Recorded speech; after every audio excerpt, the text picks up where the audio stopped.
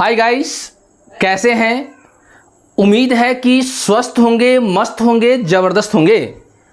तो आज जो है हम क्लास 12 का जो है अकाउंट लेके आए हैं और उस अकाउंट में पार्टनरशिप का जो लास्ट चैप्टर है, जो कि इससे पिछले क्लास में हम आपको डिसोल्यूशन ऑफ पार्टनरशिप फॉर्म के बारे में बेसिक चीज़ बताने का प्रयास किए थे। और उसका जो मेन बेसिक चीज़ था, जो मेन में इम्पॉर्टेंट चीज़ था, जो भी एग्जामिनेशन में आने की संभावना है, उस सारे चीज़ को मैंने उसमें कवर किया है। चाहे वो TRE4 हो, चाहे वो स्टेट हो, चाहे कोई भी एग्जामिनेशन में हो, कोई भी एग्जामिनेशन होगा तो उसका जो बेसिक कंसेप्ट जो है डिसोल्यूशन ऑफ पार्टनरशिप फॉर्म का, बस उतना ही था।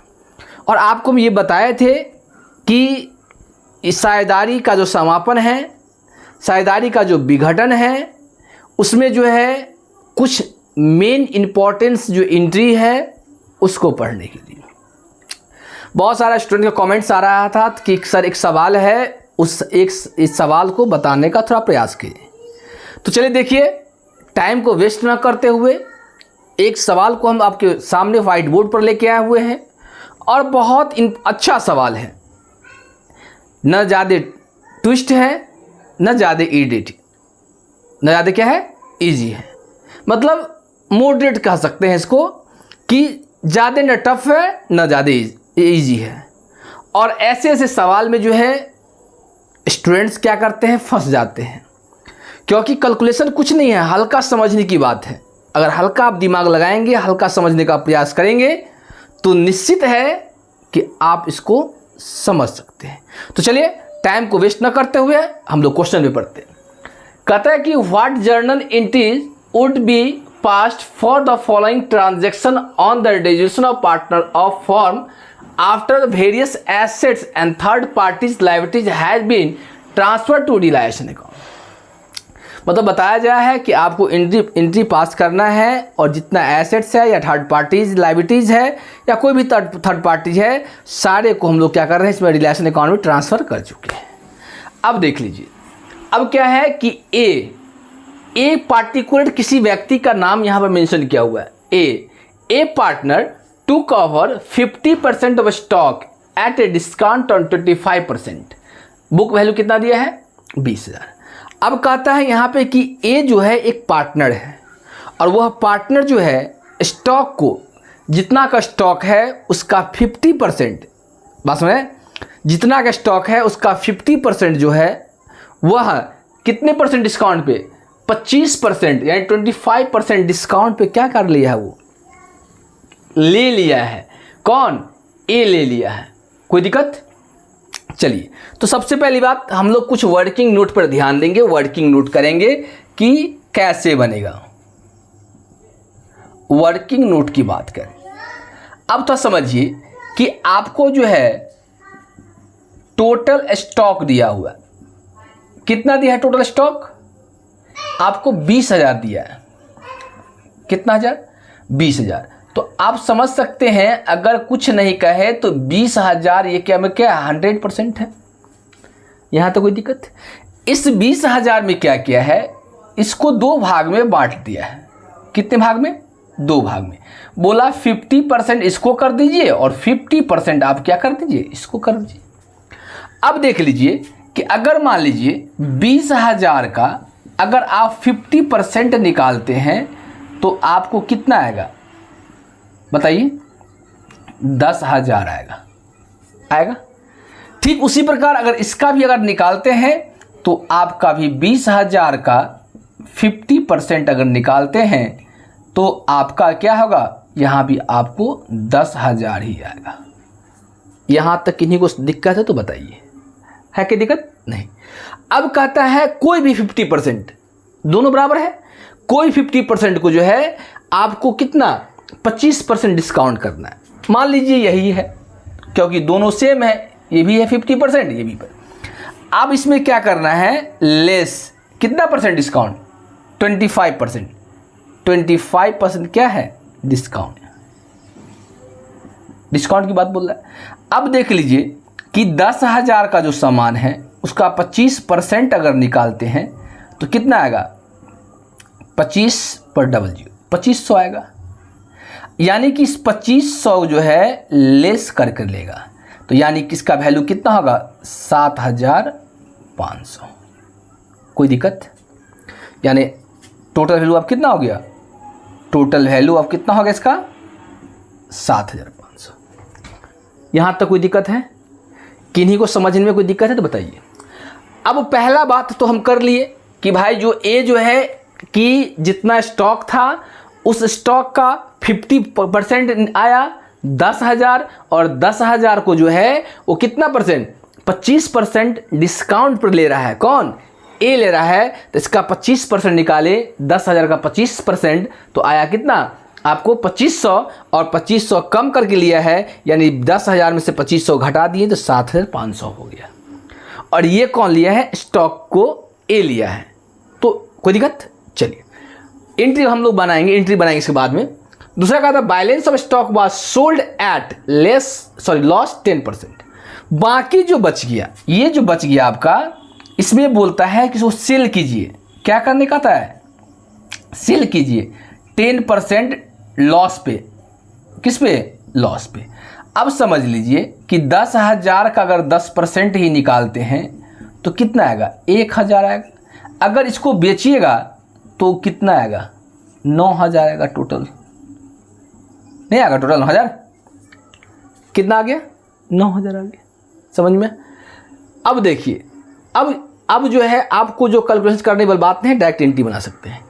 एंट्री की अगर बात कहें तो पहला एंट्री अगर हम लोग बनाएंगे तो क्या बनाएंगे कि ए जो है स्टॉक को ले लिया है कितना में, 7,500 में। तो एंट्री पास होगा is capital account debit to क्या होगा, रियलाइजेशन अकाउंट। कितना, 7,500 डेबिट होगा तो 7,500 क्या होगा, क्रेडिट होगा। नेशन क्या लेंगे, being as took over, B A जो है टुक क्या करता है, या ऐसे लिखिए बीइंग कितना परसेंट स्टॉक है, 50%, being 50% stock took over by as capital. कोई दिक्कत? पहला एंट्री जी नहीं। आप जो है एंट्री जब कभी भी बनाएंगे, जर्नल एंट्री कभी भी आप बनाते हैं, जर्नल एंट्री कभी आप बनाएंगे तो आप जर्नल के फॉर्मेट बनाएंगे। कोई दिक्कत? आपको बस हम यूं ही समझा रहे हैं, आप जब कहीं बनाएंगे तो जर्नल के फॉर्मेट बनाएंगे। कोई दिक्कत? चलिए दूसरा क्या है, balance of stock was sold 10% discount पे। जब मान लीजिए कि बेच रहे हैं तो पैसा मेरे पास आएगा, जब आएगा तो हम लोग एंट्री, दूसरा एंट्री क्या पास कर सकते हैं, bank account debit to realisation account. कितना, 9,000। तो 9,000 जो होगा डेबिट होगा और 9,000 क्रेडिट होगा। नेशन क्या होगा कि बीइंग कैश रियलाइज्ड फ्रॉम किससे, स्टॉक से। समझ में आ रहा है? कोई दिक्कत नहीं। अब देखिए थर्ड नंबर में क्या करता है कि compensation to an employ paid by the form amount कितना, 40,000। जो कंपेंसेशन है, जो क्षतिपूर्ति है, वह क्या किया जाता है, पेड कर दिया जा रहा है। नहीं तो तीसरा एंट्री क्या होगा, realisation account, realisation account debit to bank account. कितना, 40,000, 40,000। तो 40,000 डेबिट होगा तो 40,000 क्या होगा, क्रेडिट होगा। नेशन क्या होगा, being compensation to employ paid कोई दिक्कत? उसके बाद देखिए, पहला भी हो गया, दूसरा भी हो गया, तीसरा भी हो। चौथा कहता है there was an unrecorded assets of 5000 which was took over by कौन? बी ए पार्टनर कितना? 4000। यानी बता रहा है कि एक जो एसेट्स है अनरिकॉर्डेड एसेट्स है और वह अनरिकॉर्डेड एसेट जो है वो 5000 का है और बी जो है इसको कितना मिल रहा है? 4000 मिल रहा है। तो देखिए एंट्री कितना नंबर तीसरा के बाद कितना एंट्री बनेगा? चौथा एंट्री। यहाँ देख लीजिए कौन ले रहा है? बी ले रहा है। क्या चीज़ को ले रहा है? एसेट्स को ले रहा है। तो हम एंट्री पास करेंगे 20 कैपिटल अकाउंट डेबिट टू क्या होगा? Realisation account. रियलाइजेशन कितने का? 4000 का। तो 4000 डेबिट होगा तो 4000 क्रेडिट होगा। नेशन क्या लेंगे? Being assets take over by 20। कोई दिक्कत? एंड लास्ट एंट्री बच गया आपका, कहता है A as a partner undertook the pay Mrs S loan कितना? 5000। अब ए जो है अपनी पत्नी का जो है लोन चुका रहा है। कौन चुका रहा है? ए चुका रहा है। तो चौथा के बाद पांचवा एंट्री हम लिख सकते हैं